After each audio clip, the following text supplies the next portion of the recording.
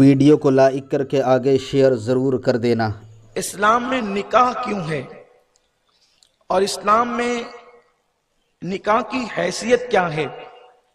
اس لیے کہ جب نکاح کا رشتہ متزلزل ہوتا ہے تو اس کے بعد ہی طلاق کی نوبت آتی ہے۔ تو جب نکاح کا رشتہ ہی متزلزل نہ ہوگا تو طلاق کی نوبت نہیں آئے گی۔ تو ہم نکاح تو کرتے ہیں لیکن نکاح کے مقصد کو ہم سمجھنے کی کوشش نہیں کرتے۔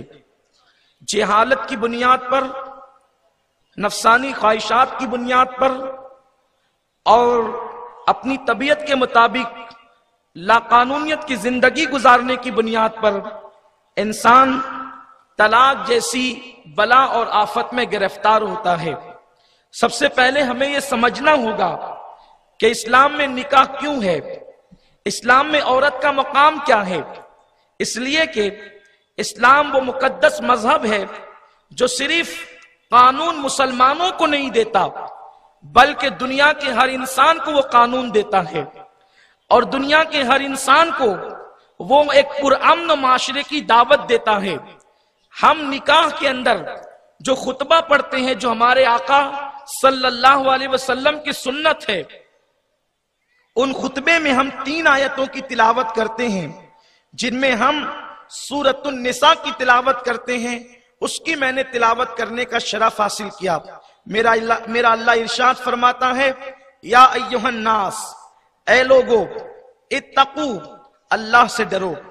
قرآن مقدس میں بہت ساری جگہوں پر صرف مسلمانوں سے خطاب ہے، لیکن جب یا ایھا الناس آتا ہے تو اس سے مراد تمام عالم انسان سے اللہ رب العزت خطاب کر رہا ہے، اس لیے کہ اللہ تمام عالمین کا رب ہے، تو وہ تمام عالمین کے انسانوں کو، چاہے وہ گورا ہو یا کالا، چاہے وہ عربی ہو یا عجمی، چاہے وہ پڑھا لکھا ہو یا ان پڑھ، چاہے وہ مسلم ہو یا غیر مسلم، اب اللہ ان سے خطاب کر رہا ہے، یا ایھا الناس اتقو، اے لوگو اپنے رب سے ڈرو۔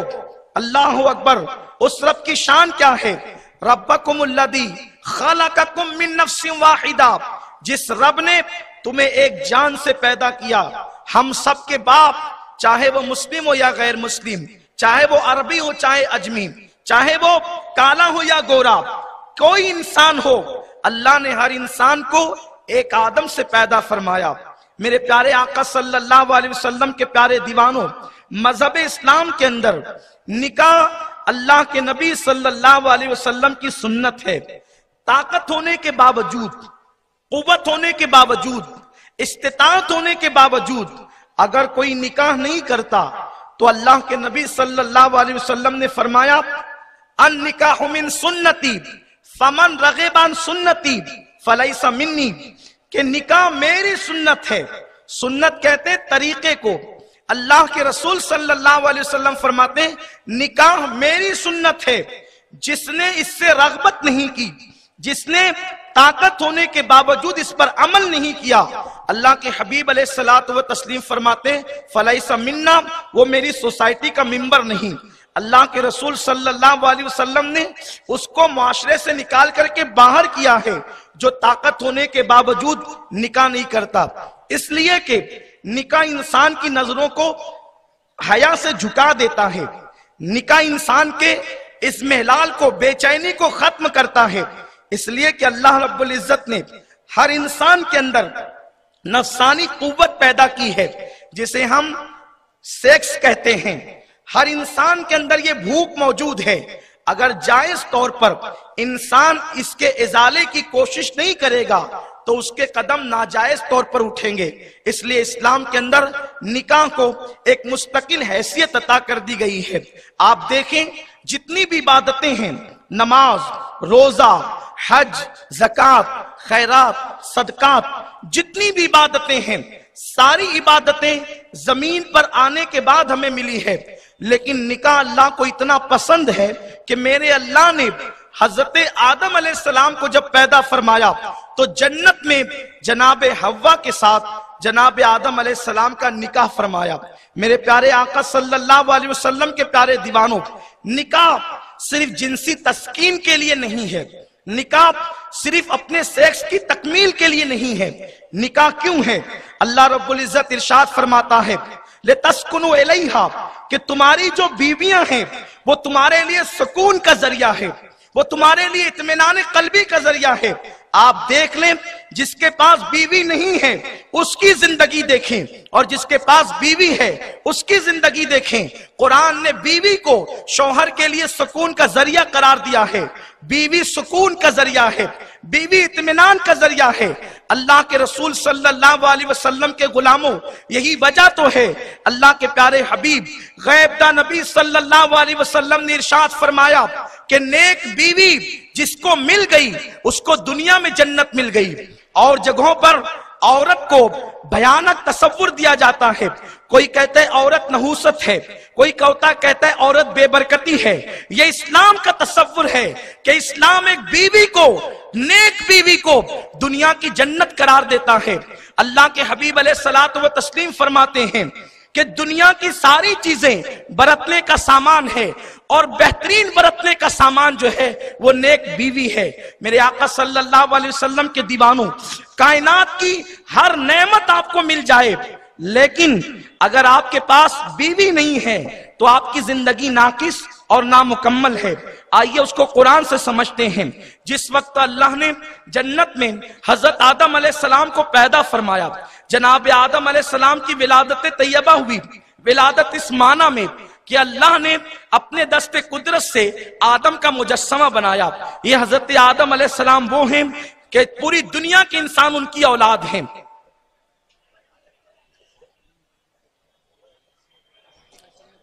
اچھا ٹھیک، لوگ تھوڑا سا آگے ہو جائیں، آنے والوں کو جگہ دیں. ہاں آپ چیخ پکار نہیں کریں، فوراً بیٹھ جائیں، وقت کی بہت قلت ہے. ایک بار بلند آواز سے سب لوگ درود شریف پڑھ لیں. اللہم صلی علی سیدنا محمد مولانا محمد مادن صلاۃ و سلام علیک یا والہ کرام اجمعین، صلاۃ و سلام علیک یا رسول اللہ. جب اللہ نے حضرت آدم علیہ السلام کو اپنے دست قدرت سے پیدا کیا، یہ اسلام کا ایک عظیم تصور ہے کہ اور جگہوں پر انسان کی توہین کی جاتی ہے. کوئی کہتا ہے انسان بندر سے پیدا ہونے والے ایک عجوبے کا نام ہے، کوئی کچھ کہتا ہے، کوئی کچھ کہتا ہے، لیکن انسان سب سے پہلے انسان کو جسے آدم کہتے ہیں، اللہ فرماتا ہے کہ میں نے انسان کو اپنے ہاتھوں سے پیدا کیا. اللہ فرماتا ہے اپنے دست قدرت سے پیدا کیا. اور کیسے پیدا کیا؟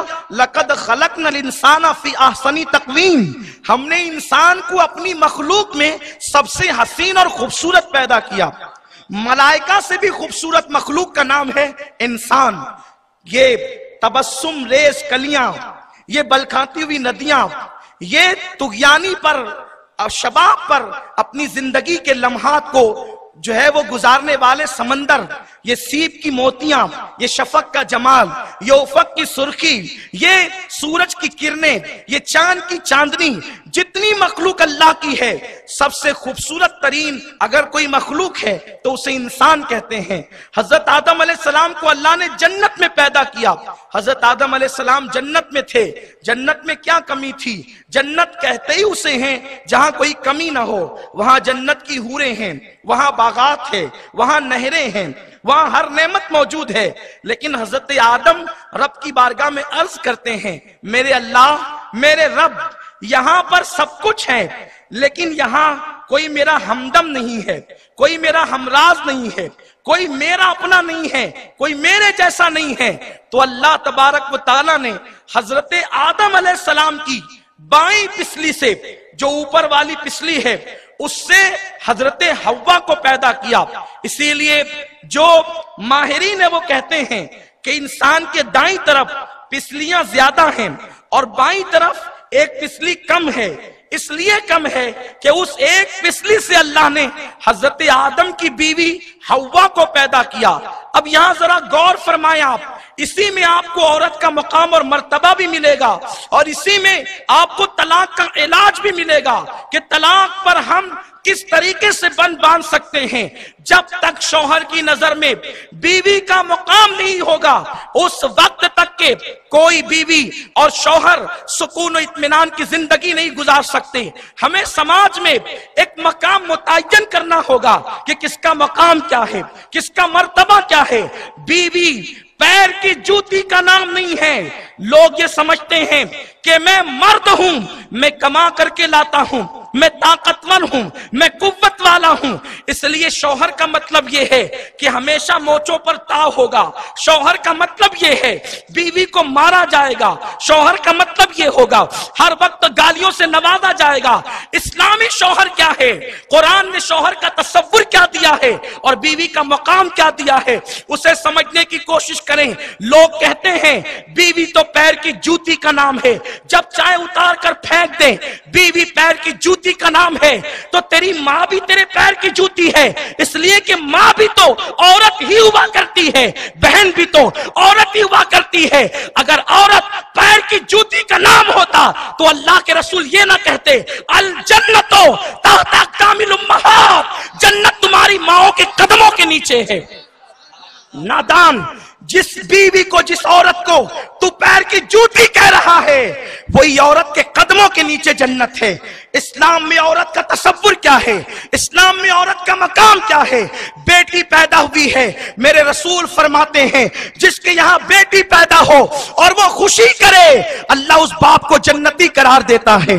और उसके बाद नेक बीवी जो है वो शौहर के लिए जन्नत है। अल्लाह अकबर। इस्लाम का तसव्वुर क्या औरतों के बारे में? औरतों पे जुल्म करने वालों, अगर तुम सच्चे मुसलमान हो, अगर तुम कुरान की तालीम पे ईमान लाए हो, तो बेटी पैदा हो तो माँ बाप को जन्नती बनाती है। दुल्हन बन के शौहर के यहाँ जाए तो शौहर को जन्नती बनाती है, और जब वो माँ बन जाती है अल्लाह जन्नत समेट कर उसके कदमों में रख देता है। अल जन्नतो तहता अक़दामिल उम्महात। ये बात मैं कहना चाहता हूं, इस वक्त हमारे मुल्क हिंदुस्तान में बेटी बचाओ का नारा दिया जा रहा है और हम उसकी तायीद करते हैं। ये नारा बिल्कुल लगना चाहिए, लेकिन ये भी हम कहना चाहते हैं लोग आज बेटी बचाओ का नारा लगा रहे हैं। मक्के से 1450 साल पहले हमारे नबी ने बेटी बचाओ का नारा दिया। सुभान अल्लाह, नारे तकबीर, नारे रिसालत, मजहब इस्लाम, सुन्नी दावत इस्लामी। जब लोग बेटियों को जिंदा दफन करते थे, उस वक्त मेरे नबी अपनी बेटी के लिए उठ करके खड़े होते थे और फरमाते थे फिदा के उम्मी व अबी या फातिमा, ए फातिमा तुझ पर मेरे माँ बाप कुर्बान हो जाएं। ये इस्लाम में बेटी का तसव्वुर है। बहरहाल अर्ज ये कर रहा था कि जनाब आदम ने अर्ज किया अल्लाह जन्नत में सब है लेकिन मेरे जैसा कोई नहीं, तो अल्लाह ने आदम की बाईं पिसली से जनाब हव्वा को पैदा किया। इतनी खूबसूरत औरत अपने सामने देखी। यहां एक बात और अर्ज करूं, दुनिया की जो औरतें हैं वो जन्नत की हूरों से ज्यादा खूबसूरत कर दी जाएगी जब वो जन्नत में होगी। जब वो जन्नत में होगी तो हूरों से हसीन होगी वो, इसलिए कि लक़द खलक़नल इंसान फ़ी अहसनी तक़वीम। हूरों से ज्यादा हुस्न एक जन्नती औरत का होगा, बशर्त ये है कि वो जन्नत में जाए। हजरत आदम ने एक औरत को अपने सामने देखा। मैं अपने नौजवानों से खुसूसी तवज्जो चाहता हूं। एक औरत को अपने सामने देखा, जन्नत का माहौल, आदम जैसा मुत्तकी परहेजगार मर्द और हव्वा जैसी पारसा और महफूज औरत। वो औरत जिसको दुनिया का हर इंसान माँ कहता है और वो मर्द जिसे दुनिया का हर इंसान बाप कहता है। हजरत आदम ने खूबसूरत औरत को देखा। इंसान की फितरत है कि वो हुस्न का दीवाना है, वो हुस्न की तरफ बढ़ता है। हजरत आदम अलैहिस्सलाम जब हव्वा की तरफ बढ़ने लगे तो अल्लाह ने फरमाया आदम रुको, इफ या आदम, आदम ठहरो, रुको। हजरत आदम ने अर्ज की अल्लाह क्यों रुके? इरशाद हुआ तू हव्वा से अभी बात नहीं कर सकता। अल्लाह क्यों नहीं कर सकता? क्योंकि ये हव्वा तो बनी मेरे लिए है। इरशाद हुआ आदम बनी तेरे लिए है, लेकिन अभी इसके साथ तेरा निकाह नहीं हुआ। निकाह से पहले तू हव्वा से बात नहीं कर सकता। आप मुझे बताएं कि आदम जैसा नेक बंदा, हव्वा जैसी नेक औरत, फरिश्तों का जमघटा, जन्नत का माहौल, जिसके बारे में कुरान कहता है इल्ला कीलन सलामन सलामा, वहां सलामती के सिवा कुछ और नहीं है, वहां शर नहीं है, खैर ही खैर है। आदम जैसा नेक, हव्वा जैसी नेक, जन्नत का माहौल, और वो आदम के लिए पैदा हुई, दूसरा कोई मर्द तो था नहीं जिसके लिए वो पैदा होती थी, आदम के लिए थी, आदम की पिसली से। लेकिन जब हजरत आदम ने बात करना चाहा तो जनाब आदम को अल्लाह ने रोक दिया। अब आप मुझे बताएं कि जब आदम जैसा मर्द नेक हो, हव्वा जैसी परहेजगार औरत हो, जन्नत का माहौल हो, अगर शादी से पहले वो दोनों बात करना चाहें तो अल्लाह उन्हें बात करने नहीं देता। जब अल्लाह आदम और हव्वा को शादी से पहले एक दूसरे से कांटेक्ट की, बातचीत की इजाजत नहीं देता, तो आज तुम्हें किसने इजाजत दी है कि तुम अपनी मंगीतर को बाइक पर लेकर फिरो, तुम अपनी मंगीतर के साथ बाजू से बाजू लगा करके तस्वीरें निकलवाओ, तुम अपनी मंगीतर के साथ रात के 2-2, 3-3 बजे फोन पर गुफ्तगू करो। आपको ये ख्याल लगता है कि ये तालीमात दकियानुसी है? ये दकियानुसी तालीमात नहीं है, इसलिए कि ये इस्लाम का कानून है, और इस्लाम का कानून हर दौर के लिए है, हर असर के लिए है, हर जमाने के लिए है। जब जब इस पे अमल होगा, इसकी हिकमतें, इसके के कानून अल्लाह ने बनाया है, और अल्लाह बेहतर जानता है कि इस दौर के तकाजे क्या हैं। तो जनाब आदम को अल्लाह ने रोका। हम लोग आज मंगीतर से जो बातचीत करते हैं देर तक के, होता यह है, हमारे बड़े बूढ़े मौजूद है, शादी से पहले जो मोहब्बत पैदा होती है वो शादी के बाद टूट जाती है, क्योंकि शादी के बाद एक कोई नई चीज बंदे को मिलती है, नया कैफ, नया सुरूर, जो है वो वस्ल की लज्जतें, हिज्र के लम्हात के इख्तितामात, गोया कि वो रात इंसान की जिंदगी की सबसे हसीन रात होती है। अब जब इंसान हर नई चीज लजीज होती है, पहले ही बात कर चुका है, पहले ही बाइक पे लेके घूम चुका है, पहले ही पार्कों में ले जा चुका है, और वो सब कुछ हासिल कर चुका है जो एक बीवी से मिलता है, तो जब शादी के बाद उसको कुछ नया नहीं मिलेगा तो उसके और उसके दरमियान इख्तिलाफ पैदा होगा, और यही चीजें कभी कभी जो है वो तलाक का जरिया बन जाती है। और एक लड़का सोचता है कि मैं तो उससे इतनी बातें मैंने की है, और जब वो मेरे साथ ऐसी है तो दूसरों के साथ कैसी होगी। और इस्लाम जो है बीवी को टिश्यू का दर्जा नहीं देता। हम निकाह करते हैं, इस्लाम में कानून ये है, अगर कोई इस शर्त के साथ निकाह करे कि मैं 1 साल तक के लिए निकाह करता हूं, निकाह होगा ही नहीं। मैं 5 साल के लिए निकाह करता हूं, निकाह होगा ही नहीं। निकाह के लिए इस्लाम का कानून ये है कि जब तक के ये ना हो कि मैं जिंदगी भर तक इसे रखूंगा, उस वक्त तक के निकाह हो ही नहीं सकता। यानी निकाह का मतलब यह है जिंदगी भर तक किसी के साथ निभाने का मामला हो, और साथ निभाना भी कैसा, ऐसे नहीं जैसे 2 फ्रेंड और गर्ल साथ निभाते हैं कि सुबह को मिले और शाम को जुदा हो गए, नहीं। किस तरह साथ निभाया जाएगा? तो अल्लाह इरशाद फरमाता है हुन्ना लिबासुल लकुम व अंतुम लिबासुल लहुन्ना। इस अंदाज से साथ निभाया जाएगा कि शौहर बीवी का लिबास है, बीवी शौहर का लिबास है। जितने ऐब शौहर अपनी बीवी में देखेगा वो सब छुपाएगा, किसी से बयान नहीं करेगा, और बीवी जितने ऐब अपने शौहर के देखेगी वो सब छुपाएगी, किसी से बयान नहीं करेगी।